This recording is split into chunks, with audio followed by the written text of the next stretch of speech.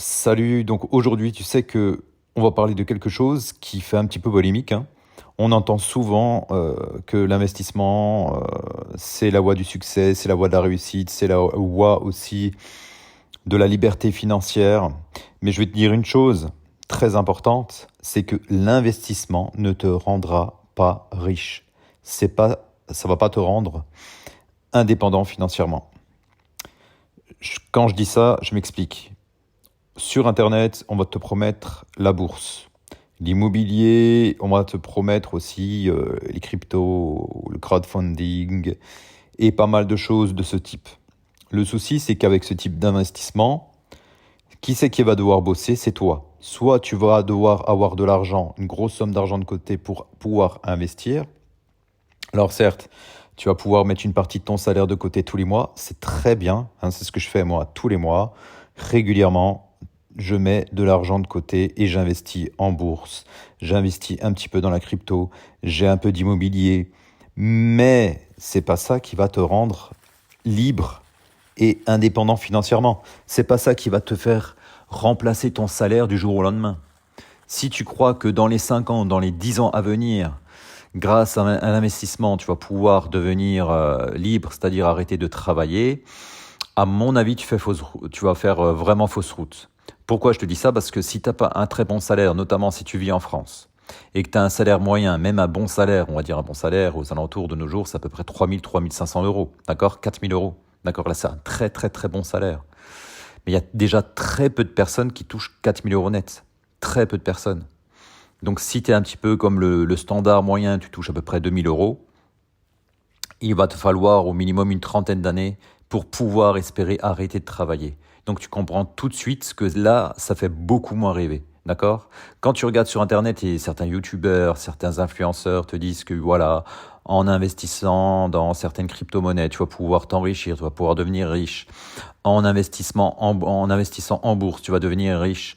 En investissant dans l'immobilier, tu vas devenir riche. Alors oui, l'immobilier, ça peut te faire devenir indépendant financièrement, disons de la façon la plus rapide. Pourquoi? Parce que si tu fais de la location courte durée, grosso modo du Airbnb, hein, voilà, où tu loues à la nuit ou à la semaine, effectivement, là, tu vas pouvoir dégager des plus gros revenus. Mais ce que tu sais pas, c'est que en faisant ça, eh bien, ça va te faire un deuxième travail. Donc, si l'objectif c'est de remplacer ton travail par avoir un nouveau boulot, parce qu'il faut pas croire que la location courte durée, tu peux partir à Miami, avoir les pieds en éventail sous les tropiques, et en même temps gérer tes biens. Tes biens, malheureusement, il va falloir que tu les gères toi-même. Parce que si tu les gères pas toi-même, tu vas devoir prendre une agence qui va t'engranger énormément de rentabilité. Donc, à moins d'avoir eu la chance d'hériter d'une grosse somme d'argent, d'accord? Quand je dis une grosse somme d'argent, c'est aux alentours de 500 000, 600 000 euros. Si t'as pas ça de côté, malheureusement, tu vas faire un petit peu comme tout le monde, tu vas galérer. C'est un petit peu le principe. Donc, tous ceux qui te vendent des formations, qui te vendent des choses sur le net, méfie-toi. Alors, je dis pas que tout n'est pas bien, il y a des formations très intéressantes. Moi-même, je me forme dans des formations sur le net. Ça m'arrive aussi. Je fais très attention, par contre, je sélectionne assez bien les formations. Je lis, parce que la plupart, finalement, de l'information que tu peux trouver pour investir, c'est dans la lecture. Il y a des très bons livres, notamment sur l'investissement passif en bourse, tu vois, en investissant dans des ETF, en faisant de l'immobilier, par exemple, tu peux trouver énormément d'informations dans les bouquins. Euh, Dans la crypto-monnaie, c'est la même chose, hein. La crypto-monnaie, je te conseillerais plutôt de tester des petites sommes, hein, aux alentours de 50 à 100 euros, tu vois, pour débuter, et de tester, de te familiariser un petit peu avec les plateformes. Le souci avec les cryptos, c'est que tu peux lire énormément de livres. Le gros problème, c'est que ça évolue tellement vite et la techno change tellement vite et tu vois bien qu'il y a eu aussi eu pas mal de scandales, pas mal de plateformes qui ont fermé. Donc maintenant, si tu veux te faire la main, investis des petites sommes et puis investis un petit peu dans les échangeurs centralisés, puis apprends à connaître un petit peu ce qu'on appelle la décentralisation, hein, la DeFi, hein, la finance décentralisée. Mais tout ça, il faut mettre la main un petit peu dans le cambouis parce que c'est très technique. Ça, c'est mon gros conseil. Donc, sois vigilant, hein, lorsqu'on te propose, on te vend du rêve, hein. La plupart des gens qui s'enrichissent, c'est pas par leurs investissements, c'est par la vente de leur formation. Ça, il faut bien le savoir. Parce que réfléchis juste 30 secondes. Si vraiment tu n'as pas besoin de travailler, si vraiment tu as vraiment la belle vie, tu peux partir sous les tropiques en vacances tout au long de l'année. Pourquoi tu irais encore te casser la tête à faire des formations, à inciter les gens à acheter des choses?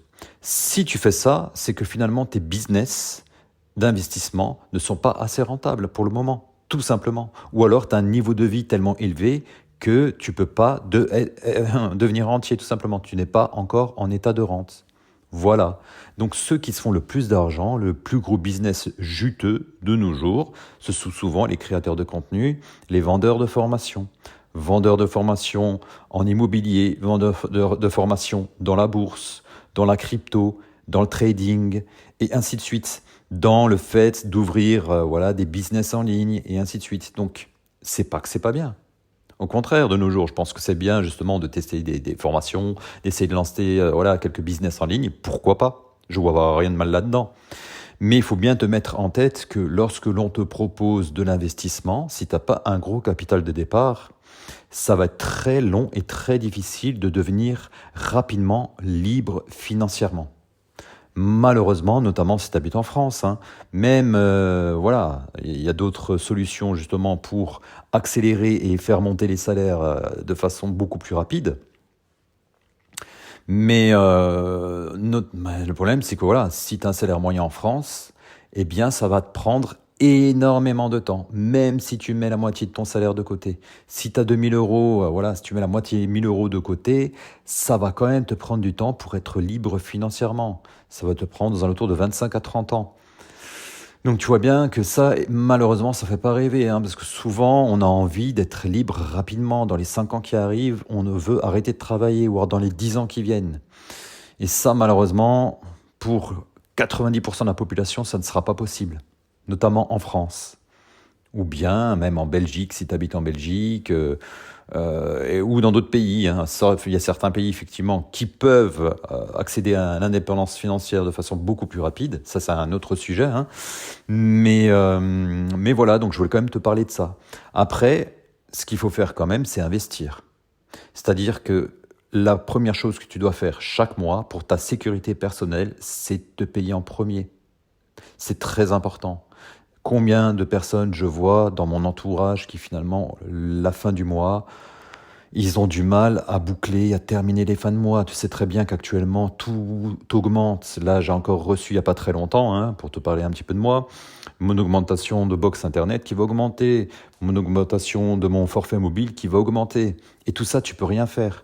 Tu avais des tarifs fixes ou des offres à vie à l'époque.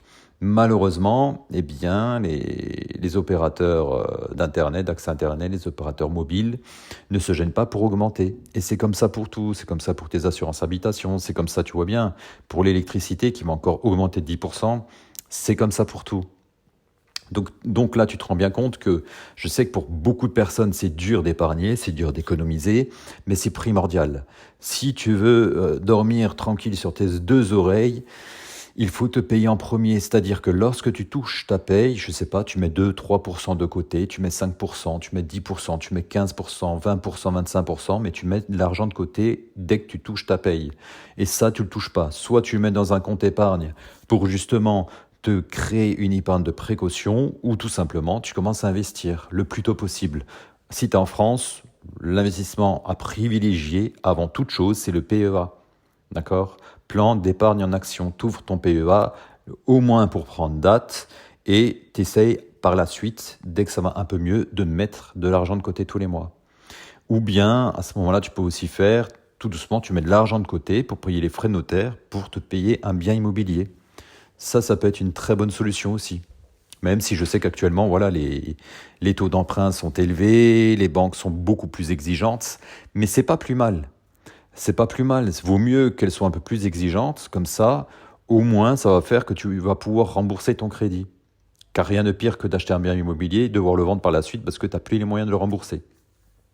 Donc, je sais pas ce que tu en penses, toi, mais voilà, fais attention à ça, d'accord? Donc, ne rêve pas que l'investissement, ça va te rendre riche. Ce qui va te rendre riche, tout simplement, le plus rapidement possible, c'est de devenir entrepreneur, de créer des choses, d'ouvrir une entreprise ou de changer de pays, justement, pour avoir un plus gros salaire. Il n'y a pas 36 000 solutions, hein. Ou alors te former et obtenir, monter en salaire dans ton entreprise. Ou changer tout simplement de travail et d'être salarié, mais alors à ce moment-là, d'avoir un plus gros salaire. Il n'y a pas de solution miracle là-dessus. Soit tu ouvres ton entreprise, tu essayes de monter soit un business physique, soit un business en ligne.